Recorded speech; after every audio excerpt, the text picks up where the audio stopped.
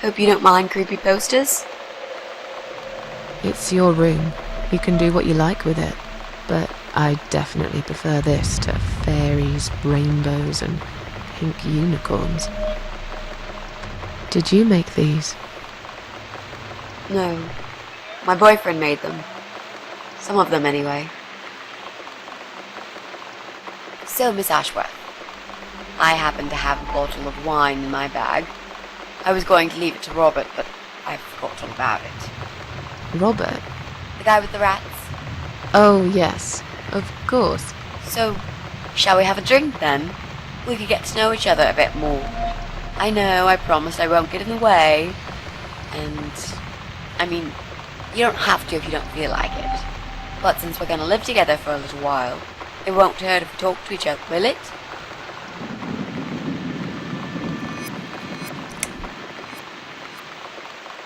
Are you sure you can drink in your condition? It won't make me any worse, that's for sure. I'm not on any cancer medication. I feel good. The way I see it, I haven't got much time left, so I might as well make the most of it. That makes sense, I suppose. We can have a drink if you like. Great! I'll bring the wine. Oh, damn. It's one of those bottles with a cork. Have you got a bottle opener, Miss Ashworth? In the kitchen. I'll go get it, shall I? Yes, please. And while you're there, could you get a couple of glasses, too?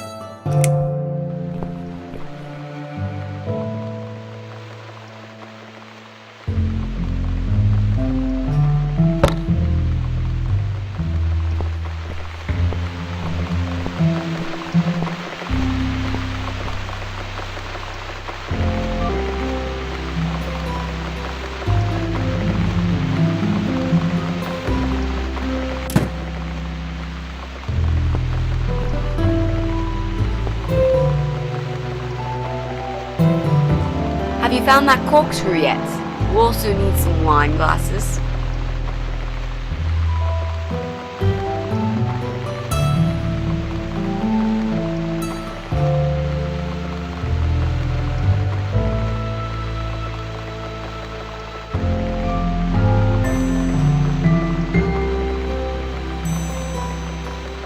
There you go. Let's get that bottle open. Yeah, but we'll need glasses too. See if you can find some. I found some wine glasses. All right, that's all we need. Oh, and Miss Ashworth, I really must say this before we start. Yeah? I promise I won't cut your throat when you're asleep. Very funny, Mitzi. Oh, no, I mean it. That's fine. But just so you know, I always sleep with my eyes open.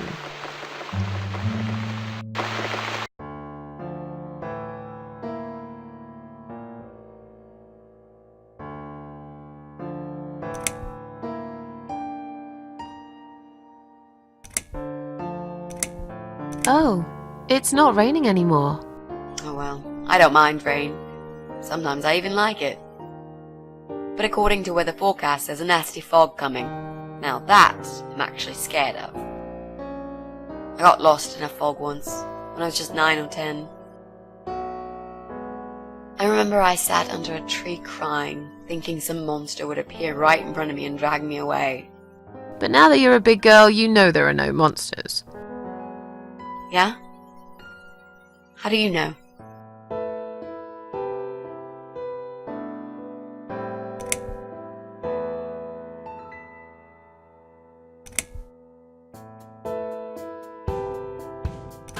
The only monsters are us.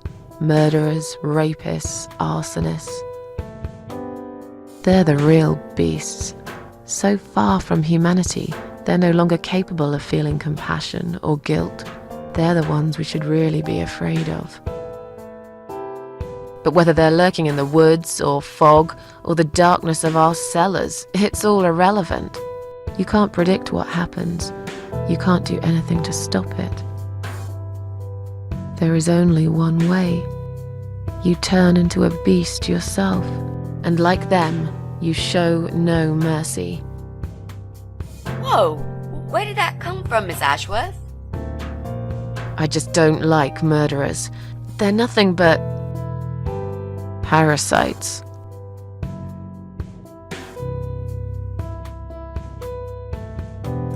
How are you planning to find this guy? I don't know yet. A bit of detective work, perhaps. It shouldn't be that hard, really. There are only 8 apartments here. One is yours. That leaves us with 7.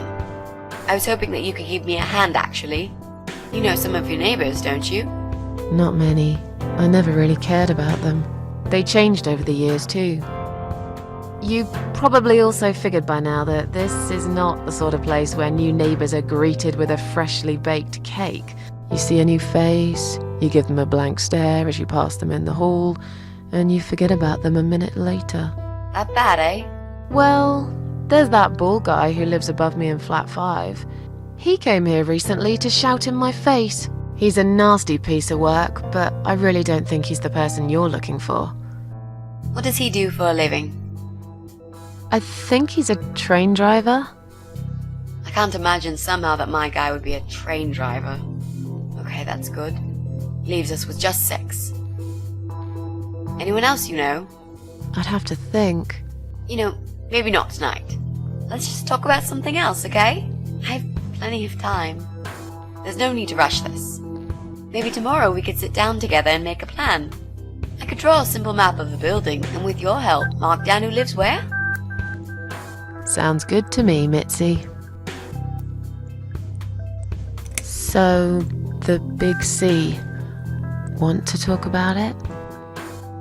Well, to be honest, I didn't really want to tell you about it like that. I put you in a very difficult position, I know. It's just that I was really desperate to get this room. I hope you can understand.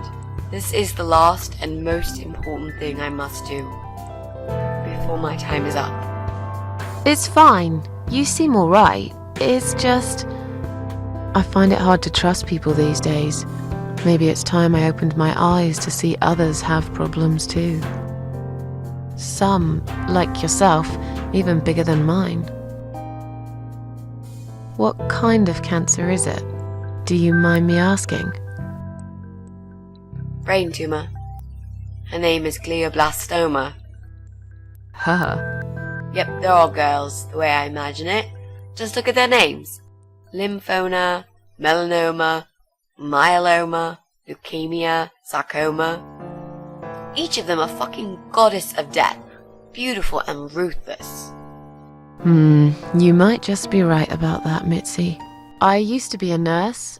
I know a few things about cancer.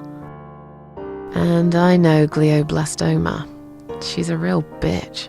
Yeah, and yet she gets to be the prom queen before night ends, while I disappear down the back exit. How long?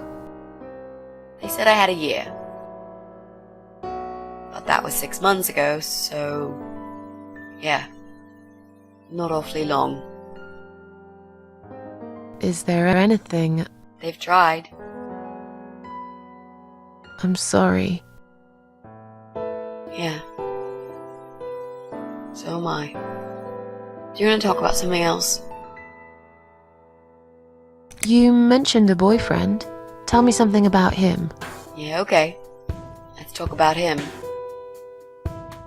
His name is Jack. He's dead. Oh.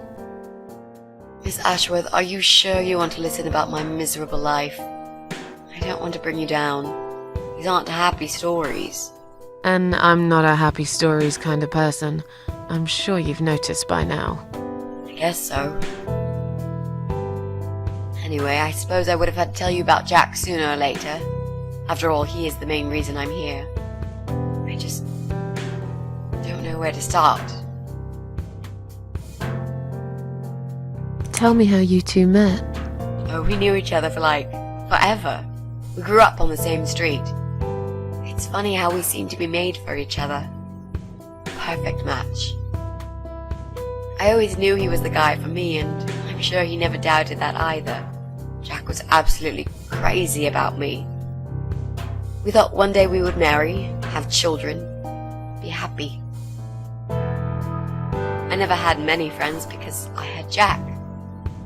I didn't need anybody else.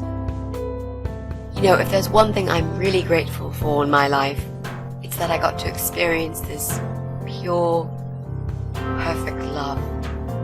Some people go through a lifetime without knowing how it feels. I guess I've been very lucky.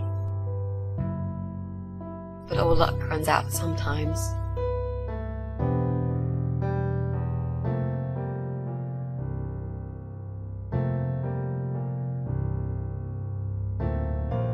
How did he take the news about your cancer? He thought I was joking at first. He laughed. Then he got really angry. I swore to him I was serious, but he still wouldn't believe me. We had a big fight that night. It was our first and only fight. But it was awful. He smashed some stuff. His guitar, of all things, was the worst. He loved that guitar.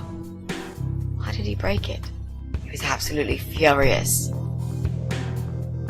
He walked out on me that night, and when he came back the next day, he was different. Begged me to try surgery and chemotherapy. I didn't really want those things, but I did the chemo for him. It didn't help. It just made me feel sick all the time.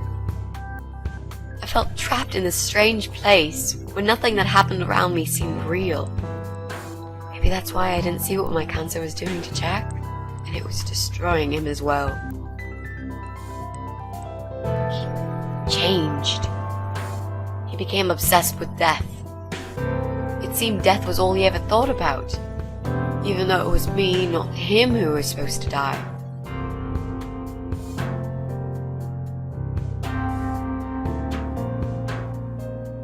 Jack made those pictures on your wall. Was he an artist? He always liked all kinds of morbid stuff, whether it was music, movies, paintings. So do I, really. We had that in common, amongst other things. People say it's depressing to listen to sad songs or watch sad films, but I never felt that way. And yet, you are scared of fog? Oh, that's different. I might be scared of fog, but I like spiders. They're beautiful. You must be out of your mind, Mitzi. No, honestly, there's a certain indescribable beauty in sadness. Just like there's beauty in the grey and ugly winter morning when you look past the obvious and notice what others can't see. You must love my apartment then. It's like Ugly took a vacation here and never went home again. How did he die? How did Jack die?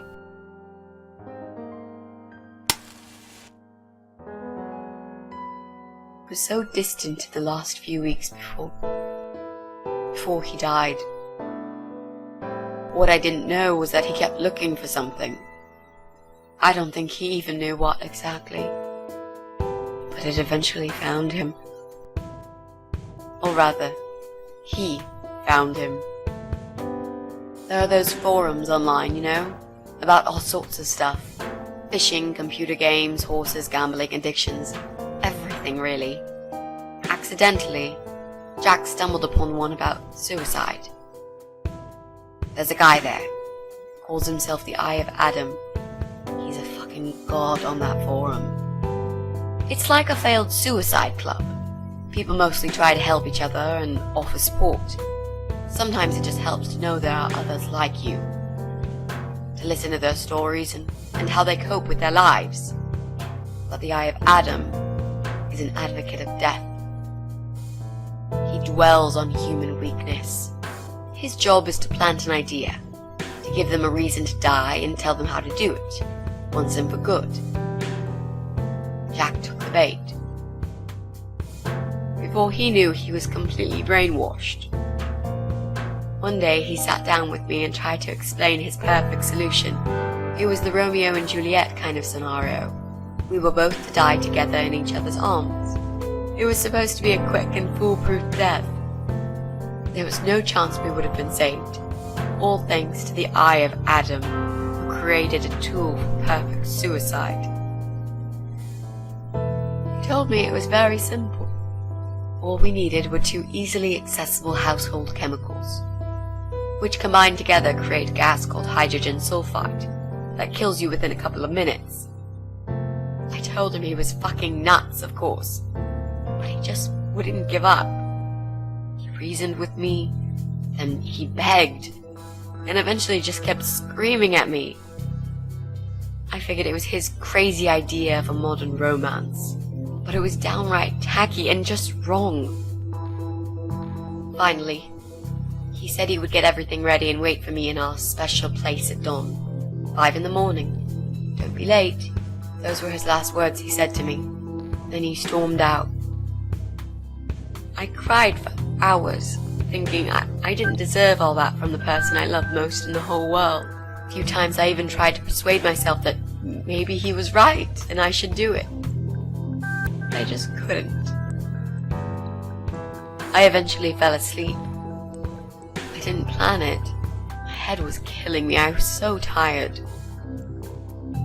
I woke up suddenly. I could see the sun rising out my window. It was nearly 5. In utter panic, I threw myself off the bed and ran out the door.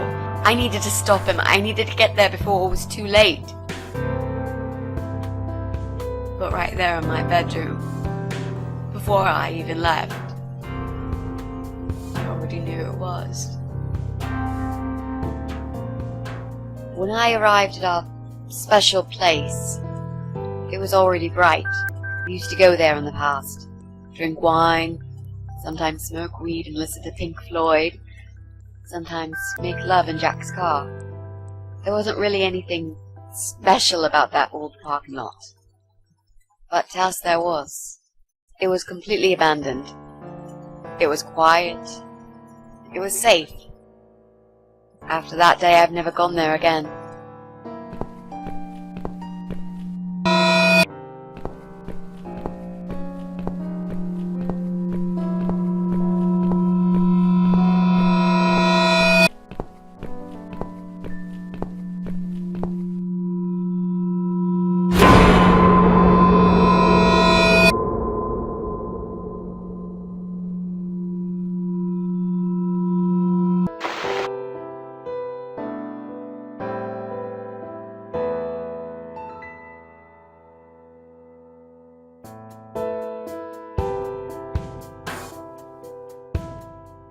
I'm so sorry.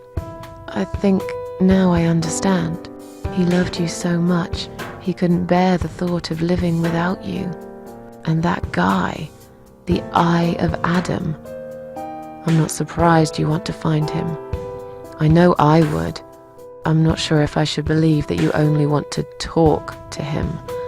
But hey, that's none of my business. I wouldn't know what I'd do if this happened to me. Good to know, but I really just want to talk. I want to face Jack's killer and tell him what he's done to me. You know, the funny part is that he actually told me where he lives. He wants to meet me. Would you believe that? How come? Well, this kind of thing he does is called trolling on the internet. It's usually a form of extreme bullying and psychological cruelty. Those who are clever enough say, don't feed the troll. Don't talk to them. It only makes it worse if you show any interest in them at all. And Eye of Adam is no exception. He craves attention. He's a hungry troll who wants to devour as many hearts as he can get a hold of. I emailed him and told him I was a massive fan who loves his work. He You wouldn't believe me at first.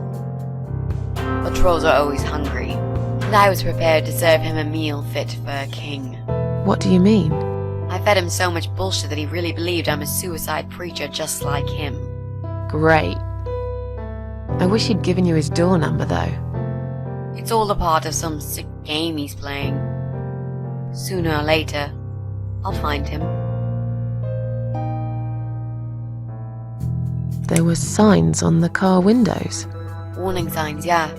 I found on that forum that the Eye of Adam doesn't want any accidental deaths, so he posted this poster design for people to print. It turns out there's a whole sick ideology behind it. Fumes from the car could hurt anyone who opens the door, and that's not the point. The idea is to die willingly and with clear mind, to prepare for it, to embrace it. Jesus. You'd think the police would investigate the whole thing. Sounds almost like a sect. This guy knows how to hide. The police can't be bothered to make an effort. It took me 3 months to track him down. Now I'm finally so close. I can almost smell that fucker.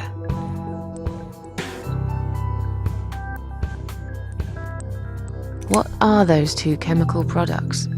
Well, I'm not sure if you want to know that. I get it. You don't want to tell me because I'm a fucking suicidal maniac. Is that it? No, Miss Ashworth. No, I didn't mean it like that. Okay. Maybe to some extent. Just replace maniac with victim and fucking with recovering. You've only just come back from the hospital. Whatever it was that made you do it, you proved you are capable of going through with it. I don't know you long enough to tell you if you're completely over it now. And the last thing I want is to give you stupid ideas. It would be just like what the Eye of Adam does. I would never forgive myself if anything happened to you because of me. I mean, how could I?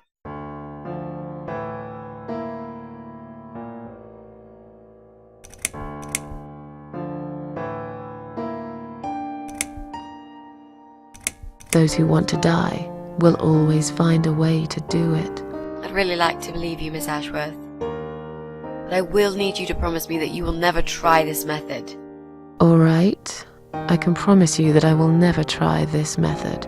Or any other method for that matter. Been there, done that. Didn't enjoy it much.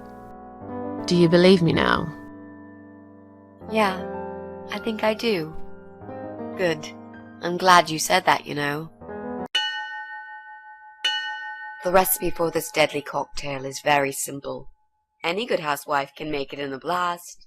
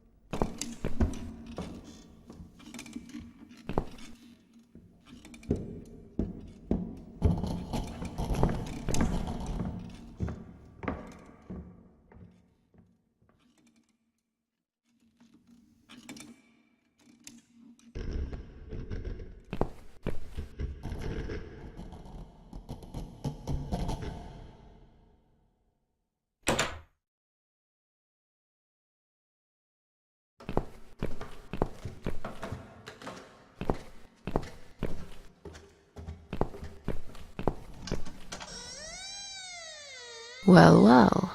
Boxes full of bleach. I suppose I deserve a bottle. I've worked hard for it. This reminds me of something. The first thing you need is a strong toilet bleach. You know the kind. Not just a regular bleach, but one that makes your eyes all watery and skin itchy.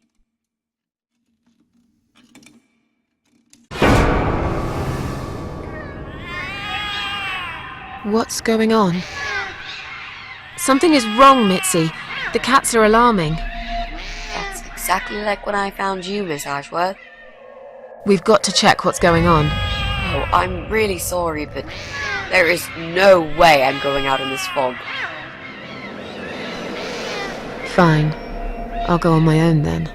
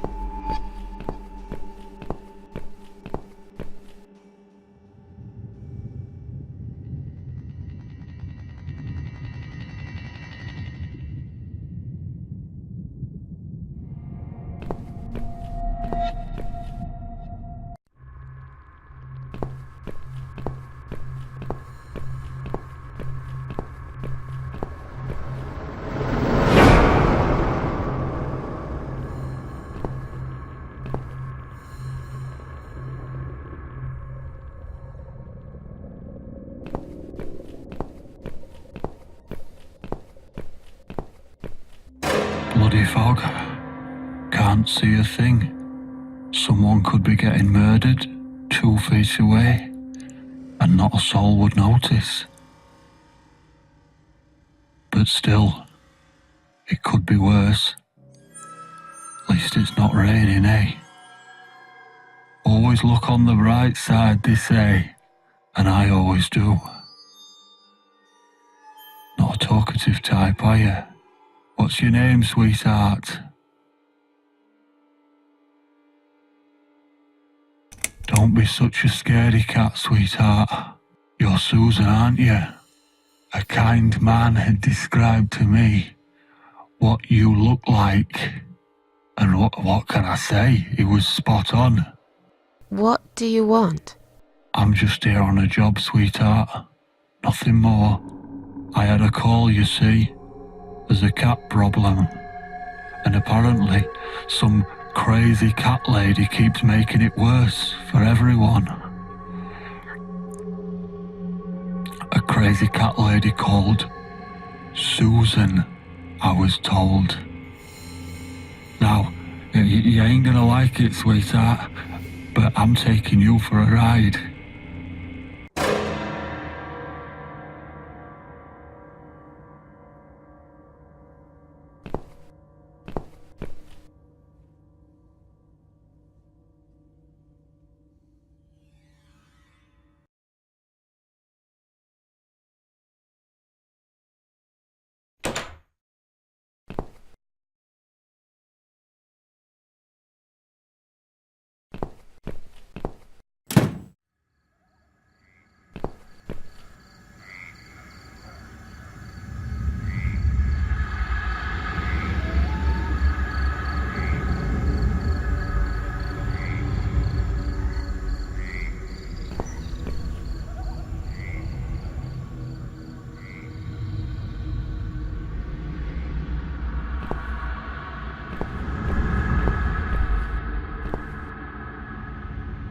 Well, look what the cat dragged in.